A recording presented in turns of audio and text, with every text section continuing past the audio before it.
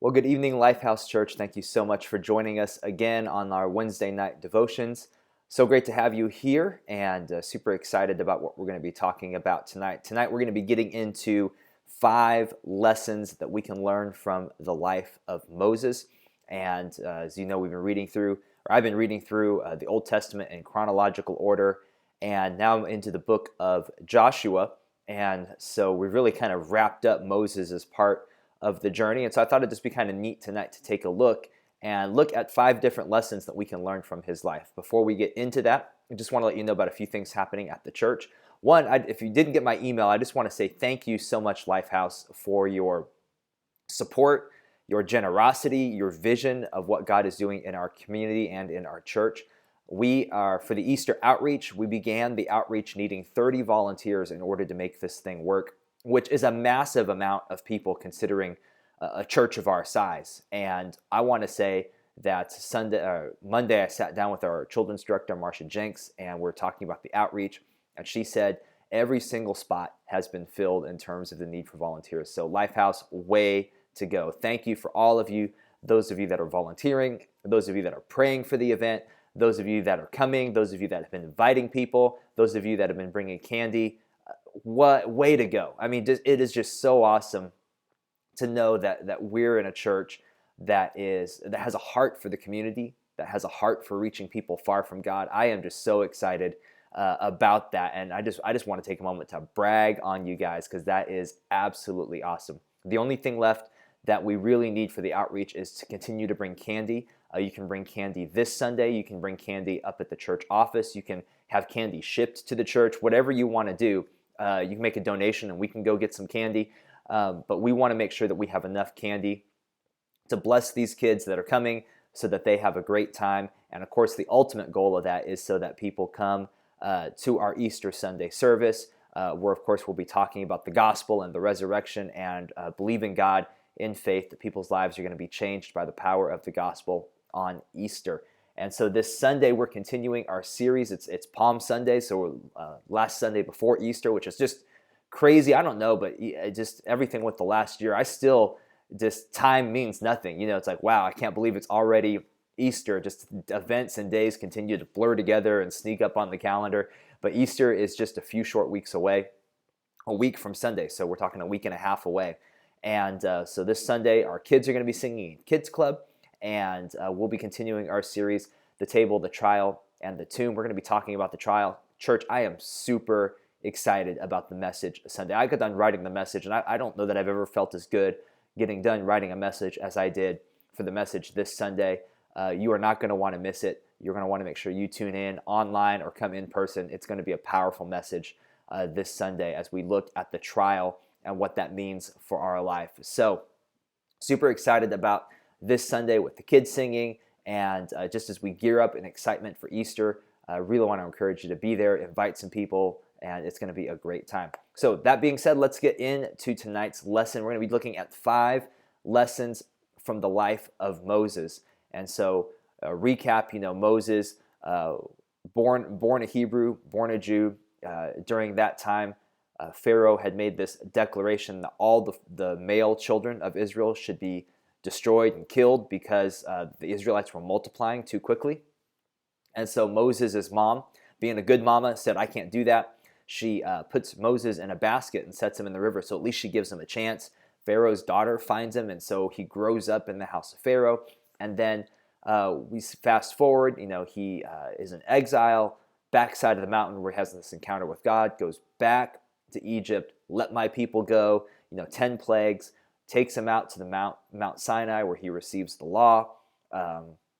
Then people of Israel, while he's up there, they're like, man, we have no idea what happened to Moses. They build the golden calf. He comes down. There's this big uproar. The whole, like, he throws the tablets down. God destroys a bunch of people that day, and then they wander through the wilderness for 40 years, eating manna and seeing God provide miracle after miracle. And then he gets all the way to the promised land and hands the baton off to Joshua. And Joshua then takes the people of Israel across the Jordan River into the promised land. So, that's Moses' life, just kind of in a real brief synopsis. But Moses is one of the greatest leaders ever. When you think about a guy that is leading thousands of people through a desert for decades, and just the ability for him to manage and for him to lead and for him to continue to balance and bring out the people's grumblings and their complainings and every hardship. It's like Moses was leading a bunch of toddlers. Every hardship they were like, oh my gosh, can we go back to Israel? When are we going to be home? What is going on, Moses? And he was able to lead these people all the way up to the promised land, and just one of the greatest leaders of all time. And there's so many lessons we could take from Moses' life, but I want to look at 5 lessons from the life of Moses. The first one is that you can't do it on your own. The first lesson, you can't do it on your own.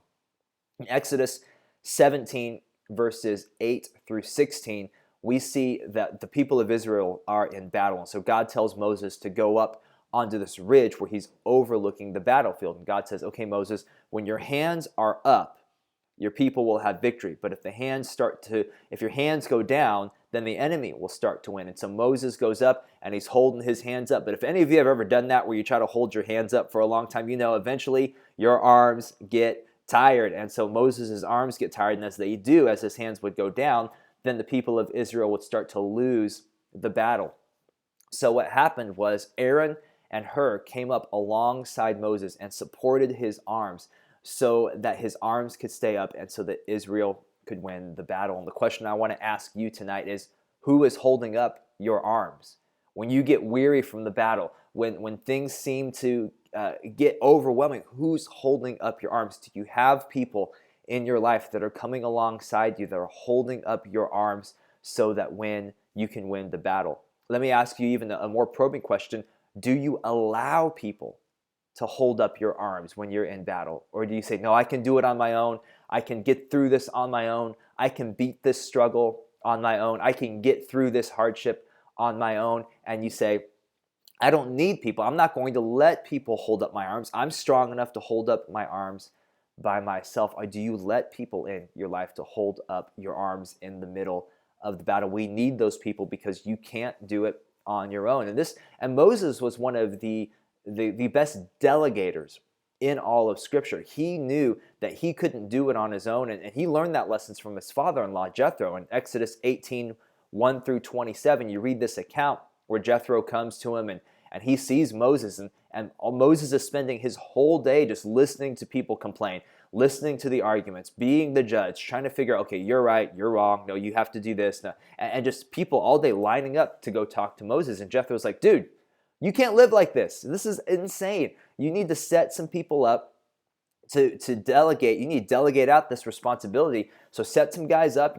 Some guys can handle 10 cases. Some guys can handle 50 cases, and they set up a structure where Moses would only have to hear the hard cases, and that freed Moses up to be able to lead in other areas and do other things.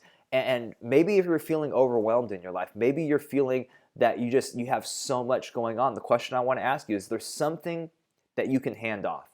Is there someone in your life that can maybe ease the burden? Are you willing to reach out to ask for that help? Even in your household. If you feel like, man, I've got to do everything to keep this together, can you reach out? Can you swallow your pride maybe and ask your spouse for help? To ask your kids for help, to train them up. Hey, I'm going to train you how to do this chore so that you can do this. Why? Because that's taking something off of your plate, so it frees you up, frees your mental space up to do more. Maybe at work, is there something that you can delegate? Is there something that you can hand off and that you can raise someone up so that they can do something and take that burden off of your plate, freeing up your mind, freeing up your resources to do more? Moses realized he can't do it on his own, and you can't either. Number 2, second thing we see from Moses' life is how you do things matters. How you do something, it matters. In Numbers 21 through 13, we see this story where the people of Israel, they're wandering around in the desert and they're thirsty. They need some water, and so they're complaining against Moses. We should have gone back to Egypt. There was all kinds of water there, the whole thing. And so Moses goes before God. It's like, God, you got to help me out. We need water. And so God says, okay, there's some rocks over here. What I want you to do is I want you to speak to these rocks, and the water will come out. But Moses was so worked up and he was so frustrated with the people, he takes his staff and instead of speaking to the rock, he hits the rock 2 times. And water still came out of the rock and after Moses had hit the rock. And so here's what we see in this story is God is furious with Moses for doing it this way. God's like, look, I didn't tell you to hit the rock 2 times. I told you to speak to the rock. And God is so mad at Moses. This is the point where God tells Moses, you're not going to see the promised land. You're not going to be the one to lead the people into it. He's so mad because Moses disobeyed him. Now here's the thing I want us to see out of this is water still came out of the rock. People still got what they needed, but how Moses carried out the action mattered to God. How Moses carried out the action mattered to God. See, God is not just interested in results, but he's interested in the process. I'm going to say that again. God is not just interested in results. He's interested in the process. The end does not justify the means with God. How you do things matters. So this is a heart question. How is your heart? As you do things, you may say, well, but I'm doing the right thing. You may be doing the right thing, but how you do the right thing, the heart in which you do it matters to God. You may say, well, I'm reading the Bible, I'm serving at church, I'm giving, I'm doing the right thing, but this is a good time for us to stop and examine, how's our heart? How's my heart as I read the Bible? Am I just doing it to check something off my Christian list, or am I doing it to really engage with the presence of God? When I serve, am I doing it just because, well, they said they needed help, or it's what I'm supposed to do, or am I doing it because I want to impact someone else's life?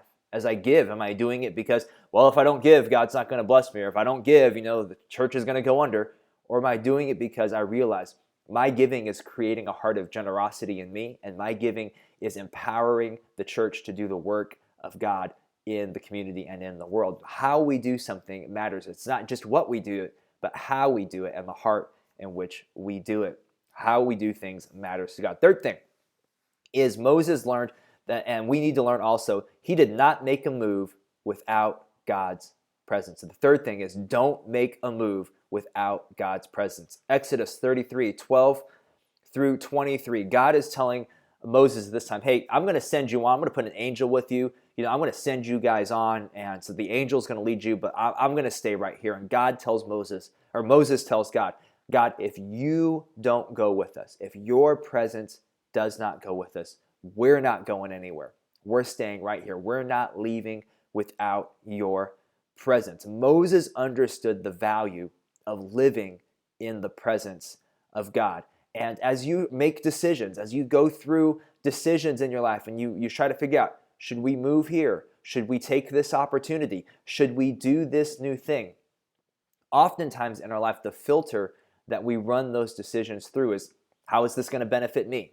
How is this going to benefit my family? Am I going to make more money? Is this going to provide more opportunity for us? Is this going to make me happy? And these are the filters that we run through when we try to figure out what decisions we make in our life. But that wasn't Moses's filter. Moses's filter was, is this going to lead us in to the presence of God? And if it doesn't, I'm not interested in it. And so I want to encourage you that the number one filter in your life as you look through decisions, as you look through choices that you have to make, is God's presence in it. Is this decision, if I do this, is it going to allow me to trust Him more in my life? Is it going to allow me to have more faith in my life? Is it going to bring more spiritual discipline into my life? Is it going to cause me to pray more? Is it going to cause me to read the Bible more? Is it going to cause me to press in to the things of God more? Is this decision going to lead me in to God's presence? And this is another area where we see Moses was like, look, if God's not in it, I don't want it. Moses did not make a move without God's presence. Fourth thing that we see out of Moses' life is to pour your life into someone else. Pour your life into someone else. In Deuteronomy 31, 1 through 8, we see Moses is at the end of his life and he's handing the baton of leadership to Joshua. Moses has been training Joshua up for a long time that Joshua would be the one to lead the people of Israel into the promised land. I want to ask you, are you pouring your life into someone else? See, God has given you specific gifts. He's given you talents, and He's given you experiences that can benefit someone else. I would not be here today if it wasn't for people that poured their life into me. All the way from youth group, after I lost my father, I had men in my life that spent their time, that shared their experiences, that shared their knowledge with me, that poured their life into mentoring me and making me the person that I am today. And I'm telling you, God is asking you to do the same thing, to pour your life into someone else. Moses did that for Joshua, and the tremendous impact that it had on Joshua going forward. Joshua's ability to seek God during tough decisions. He learned these things from Moses, and God has poured some things into you that He wants you to pour in to other people. Pour your life into someone else. Number 4. Finally, number 5 is to pray bold prayers. Pray bold prayers. Exodus 32, 7 through 14. The people of Israel had just made the golden calf, and once again, God is ticked. He's like, I am going to wipe these people out. I'm going to destroy them. And Moses prays that God would change his mind. Moses prays, God, don't destroy them. God, remember that these people are the ones you delivered. God, remember the glory of your name. God, don't destroy them. And God says, you know what? Okay, I'm not going to destroy them. And sometimes in our lives, it can feel like a situation is fixed. It can feel like it's decided. It can feel like there's no changing this circumstance. There's no changing this situation. Why even pray? What does it matter? And I want to encourage you today to be like Moses and to pray bold prayers. Moses prayed that God would change his mind. That's bold. That is out there. You know, God saying, I'm going to do this. And Moses is like, God, don't. And Moses had the boldness, even the audacity to pray in spite of the circumstance, in spite of what happened, and then what was going on. Moses said, I'm going to pray in faith. I'm going to pray a bold prayer. And I want to encourage you, what circumstance in your life seems like it's just settled? Seems like there's no changing it. Seems like there's no answer. Seems like there's no hope. Pray bold prayers. Pray audacious prayers that God would do something that only God could do. We see Moses do this. And I want to encourage you, I believe God wants you to do the same things. Pray bold prayers because you don't know what God might do. You don't know how God might move. And as you pray bold prayers, what are you doing? You're stirring up faith inside your heart. Pray bold prayers in faith. And once again, I've said this before, but it's so important to repeat. The prayer of faith, what that means. What does it mean to pray in faith? Praying in faith means that I believe that God can, and I trust what God does. I believe that God can, and then I trust what God does. I believe that God can do anything. And so I pray prayers of boldness. I pray prayers, big prayers, prayers of faith. God, you can do anything. God, you can move mountains. God, you can take circumstances that seem like they are impossible, and you can move and work in those circumstances. And then God, I'm going to trust what you do because you see the big picture and I don't see the big picture. God, I'm going to trust what you do. Pray, believing that God can, and then trusting what God does. So 5 lessons from the life of Moses. Number 1, you can't do it on your own. You need to seek help. You need to find people in your life to hold up your arms. Number 2, how you do things matters. It doesn't just matter what you do, but it matters how you do it. Number 3, don't make a move without God's presence. If God's presence isn't in it, we don't want it. Number 4, pour your life into someone else. God has given you specific gifts, talents, and experiences that are meant to bless someone else. And number 5, pray bold prayers. Pray the prayer of faith, believing that God can and trusting what God does. Well, Lifehouse, thanks so much for joining us tonight. I hope tonight's devotion was of some help to you. We'll see you back next Wednesday as we continue our Wednesday night devotions, and then we will also see you Sunday as we are in week 2 of the table, the trial, and the tomb. You guys have a great night.